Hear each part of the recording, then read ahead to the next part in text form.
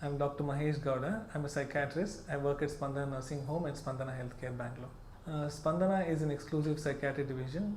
Here, major psychiatric disorders, minor psychiatric disorders, addiction, counseling, and psychotherapy is being attended to. Earlier, if I were to put you back in the other way, people would hesitate to seek consultation for even minor or even major problems. Now, even the smallest of the problem, they are willing to take help because nobody wants to suffer pain. Everybody wants a pain-free life. So, small things like sleep, anxiety, depression, or interpersonal conflicts with husband and wife, family discords, addictions, major psychiatric illnesses, host list of them, all of them are ready to come and consult us now. All of us are at some point or the other on a stress module.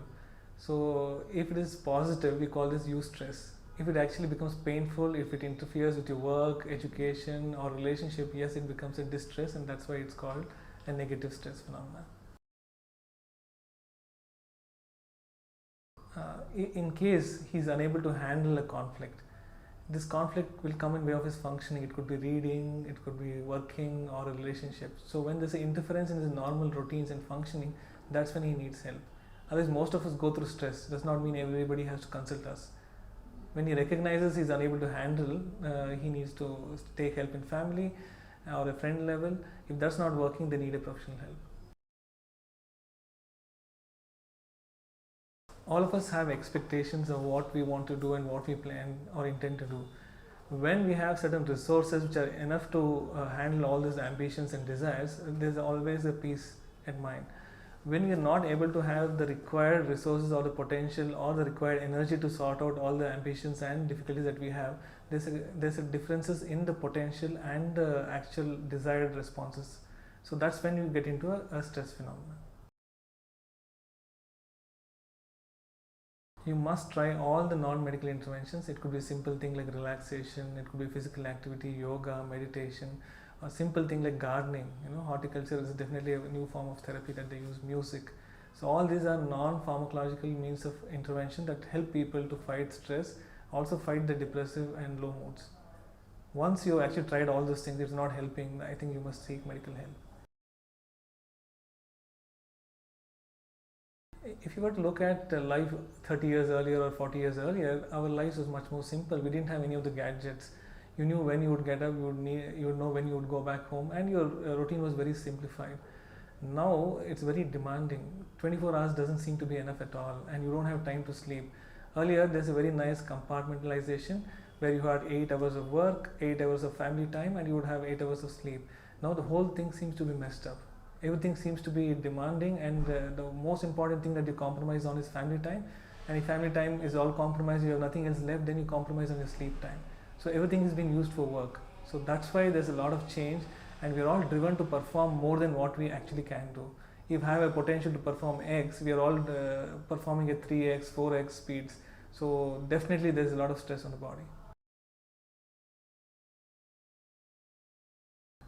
We all have resources to handle our difficulties. So we keep trying, and when we keep trying, we get some amount of recovery process that keeps happening. And once we reach a stage when we keep trying and it's not actually giving the required benefits, then you actually start looking at what is happening with you. The stress becomes too much to handle, and they actually feel helpless. If somebody gets help with the surrounding, it could be family or friends, somebody can actually bring about a change in this difficulty. If people don't get help at those times, that's when actually they get into breakdown. Breakdown can be a simple thing like a lot of anxiety, when they can have panic attacks, when they can have phobias and avoidance phenomena to a situation. Or it can be depression, when they actually lose out on the intentions, they lose out on the energy, they become sad throughout the day, they become helpless, they become hopeless, they think that life is not what they think about, life is not worth living. Sometimes they also contemplate death as an option, they make suicidal attempts. That's when they become severely depressed. Or they can also go into a phenomena called a major psychotic breakdown. Here the person loses touch with actually what's happening in the surrounding. He fails to recognize what's real and unreal, so he starts imagining things. It could be fear, It could be a false fixed belief of somebody trying to harm him, or somebody trying to do some black magic on him, or somebody actually trying to do something negative against his family. So he has this persistent belief of something actually going wrong. In spite of giving evidence to contrary, in spite of the family not sharing these sort of belief systems, he continues to believe this phenomena. So we call this a false fixed belief, and that's when we call them deluded. At least on 100 cases that we see in a day, we have at least 5 to 6 cases who come to us with psychotic breakdown. These are all fresh cases and not the old follow-up cases. So at least 5 to 6 patients do present to us. We are a tertiary care psychiatrist setup, but I'm sure a lot of other setups also seeing similar cases and presentations, but the ratio could be different. But here at least 5 to 6 every day is something new that we see with this sort of indication.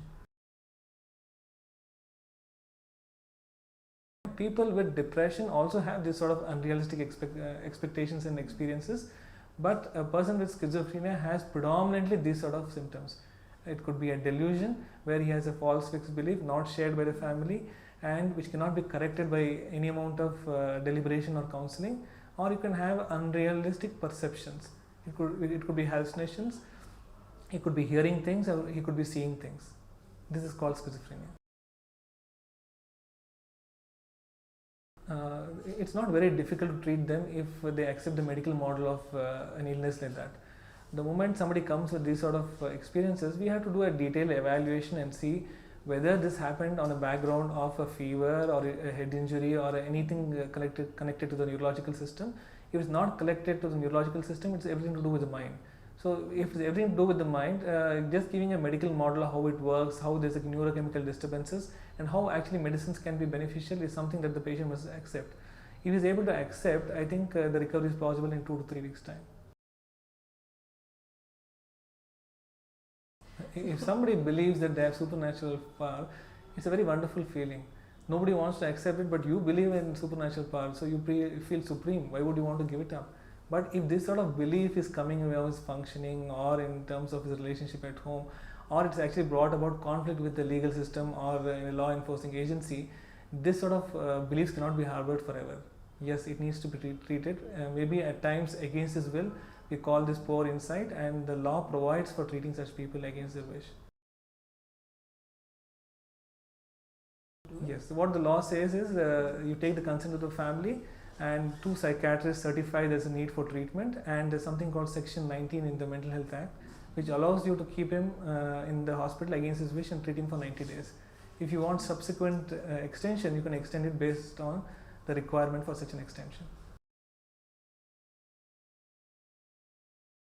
Yes, you have this sort of rare presentations where people want certification. They want somebody to be labeled as sick so that this can be a ground for divorce in the court of law. But the law is also very clear now. The judges have been sensitized. Mere presence of psychiatric illness is not a ground for divorce anymore. So there has to be illness. It has to be dysfunctional enough that he or she cannot function her role or his role as a family member, cannot have procreation, is not able to function as a mom or a dad, is not able to make those day-to-day activities, and cannot work. If there's a dysfunction and he cannot function in his roles and responsibilities, that's when the court will actually think of a divorce here. Otherwise, mere presence of a psychiatric illness is not ground for divorce. Yes, when they come for this sort of certification, we're very, very sensitive. If they come for treatment, we are all comfortable. The moment they ask for certification, we all have our antennas up. We look for why is that they want certification, and we are very careful, and we don't issue certification to the spouse, because it's a confidentiality issues. If the patient or the client who's considered us wants for a treatment certificate, anything like that, we take it in writing, take the signature to say that they've actually received the copy, and we give it to the client. We don't give it to the spouse, because it's breach of confidentiality here. Yes, there's a definite correlation between a psychotic breakdown and substance use. It could be any form of substance use like marijuana, cannabis, alcohol, opioids, or medications and prescription drugs that can be abused. Too much of use can actually lead to a breakdown, and these are the cases that is almost difficult to treat, because they continue to abuse drugs, they continue to have breakdown, and in this breakdown, suicide can be a major threat for them. If you look at the incidence of bipolar disorder, it's 1 to 2% is what they say. And when you say a person has bipolar disorder, he has two phases of mood. One phase of mood which is depressed, which we all explained and discussed about. He has no energy to do anything, he is low in mood, and he has absolutely no motivation to do anything else. Just the reverse of it, he could compensate by being actually over enthusiastic, full of energy, feeling cheerful or feeling irritable, not feeling the need to sleep at all, having trouble concentrating or doing any work. He can be reckless, he can do a lot of things in a quick time, and he has impairment in his judgment. So this is just the opposite of depression. When people have this sort of cluster of symptoms, being hyper or being low in mood at different points of their lifetime, they could be suffering from bipolar disorders. If you look at anybody who's been subjected to trauma or being a victim of a sexual abuse or a rape, the first important emotion that they go through is being helpless. See, what happens that time is psychological trauma, physical trauma, depression, all those things can happen, but most importantly at that point of time they feel helpless. Had they had a lot of help and did they have any sort of vent for whatever happens that time, they would have been protected. They could think and ask about themselves, why me, why was I the chosen one, why should I go through all these things, and what if there was somebody at home who could help me out, what if there was a protective person, what if this person did not have the access to me. So there's so many questions that comes to the person's mind, and helplessness is something predominant. They go through a lot of guilt. They think that sometimes they were the one who were responsible for the whole event. They tend to blame themselves, and when they feel a lot more guilty, they get depressed. And it can also take a turn of having major psychiatric disturbance like psychosis, or having simple things like panic attacks, insomnia. It basically depends on how much help that she gets or he gets at that point of time. Panic attack is something that you have intense emotional disturbances, where you have a lot of symptoms that happen in your body simultaneously. It could be simple thing like sweating, you have a racing heart, you have butterflies in the stomach sort of sensation, you feel extremely restless, you can't sit in one place, and you actually think that life is going to come to an end. The heart beats so fast that you actually think it's going to stop at some point of time. You feel that life may not exist at the end of this attack. So this is something that's described as an intense fear or intense attack of panic. Phobia is there is an event that triggers this sort of anxiety and panic response. When you tend to avoid this sort of situation, you are described to be phobic. So the emotion here is fear and anxiety, so that's one part of the panic. When you avoid this sort of situation that generates this panic is a phobia. 5 to 6 hours of sleep, if you can feel refreshed without having too many breaks in between, I would call this as a good sleep. It could be variable. Some people sleep up to 8 hours, some people sleep 4 hours, but when he gets up, he should feel refreshed. So if the refreshing feeling is not there, I think there's some problem with the sleep architecture. You need to address this issue. When you say he's a psychiatrist, he has to go through a 5.5 years program of a rigorous medical training in a medical school. He does 1 year of internship, which is an exposure to actual clinical population. Then he does a 2 or a 3 year program in psychiatric training. So it's a specialty after your medical completion of MBBS. If you say you're a psychologist, you could be a person with an arts degree, you could have done your MA and BA, then go on to do an MPhil, and then you would be called a psychologist. Basically, these are clinical psychologists. You can visit any one of them. Any one of them, something that's mild and moderate will be handled with counseling, discussions and therapy. So psychologists will be good enough and they can take care of it. Something that cannot be handled with just counseling, they are quick to recognize and they would refer them to a psychiatrist. So even if you come to a psychiatrist and I get to see them, ours is a team approach. I can't do everything on my own. I will definitely take a help of all these social workers, case managers and psychologists to make sure it's a combined multidisciplinary team approach. You need everybody to manage this sort of problems. Yes, whenever there's a trouble which you are unable to fix, don't always hesitate to share with people. It could be your near and dear ones, it could be people whom you can associate with or whom you can share one-to-one, it could be a friend. If you can't find any sort of help around, please make sure you discuss with any possible professional counselor or a therapist who can actually be the first level of contact. Some people are religiously minded, so actually having immense faith in religion and actually praying to God itself can be a lot of solace to people. And when nothing can change with this sort of intervention, please always look at a psychiatrist's help or somebody who can give you a medical mode of treatment for you. If they have not actually found help, it's basically they have not decided to take help. If you want help and if you go to people, they can generate 3 or 4 options for them.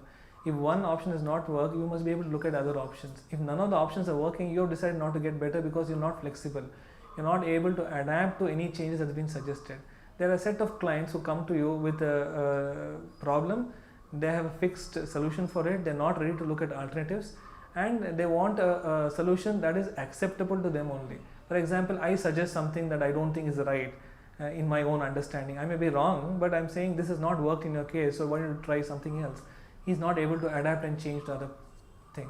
So people who have a closed mindset, who have decided not to change their views and alternatives, are the people who don't do well. Actually, if you were to go and talk to somebody who's a stranger, who's a professional, and you want to talk about intimate, deep secrets in him, first thing is that you must have the confidence to talk to them. In the initial phases itself, the therapist or the doctor who's seeing you establishes rapport. You can connect to them. If you fail to connect to them, I think you cannot reveal the details of confidential issues with them, and it becomes an unsuccessful therapy. With all the sessions that you spent, if you cannot connect, you must change your therapist. There must be something wrong in the way that you are interacting with him, or the way he's understanding and picking up the clues in your discussion. Only when the rapport is established and you have a one-to-one understanding of confidentiality and what you discuss is going to be extremely confidential and documented only for the purpose of discussion, not going to be shared without your consent, then you must actually open up your actual difficulties there. It's a very unconscious process. We call this issue of transference. When you see a person for the first time, there's some amount of appeal that happens to you. You start liking the person as such. It may not be a physical like as such, you can emotionally connect. So we call this phenomena transference. When you actually have a liking for the therapist, that is a very healing process. It's very important for a successful therapy. If you don't have this sort of positive emotions towards the therapist, you must discontinue. Somehow for a long time, somehow psychiatry has been a very shunned away subject. For them, psychiatry means somebody who's conked, somebody who's disheveled, roaming on the road is only somebody who needs psychiatric help. That's the older thinking. Now anybody who has a problem with their understanding, have a problem in resolution of the crisis or symptoms, are the people who just want to come and discuss the problem. It could be simple thing like academic counseling, it could be a career guidance, it could be a relationship issue and discussion. All these things are not major problems, but there is definitely help available as far as psychiatric services are concerned. You must not hesitate to take help. If you've taken help at family level, good. If it's helped, excellent. If it's not helped, please look for professional help. Yes, there's a lot of change in simple incidents itself. What was 10% has tripled now. It could be addiction. Addiction is definitely a major issue. Problem with both the sexes and the type of addiction. Earlier, people with alcohol are the people who seek help. Now, cannabis has become a big killer for adolescents. Opioids. A lot of these addictions are taking away the energy and the motivation of youth. They are all becoming dysfunctional. And if you look at all major illnesses, psychiatry deals with schizophrenia, bipolar, depression, or any other major psychosis. All these are definitely increasing. So because there's so much of demand on performance, there's a lot of anxiety associated with performance, and these are the people again who come for help. And if you look at the current market trend, everything seems to be doubling, and if you look at inflation, definitely this is on the inflation side, and there's definitely a lot of work for psychiatrists and mental health professionals.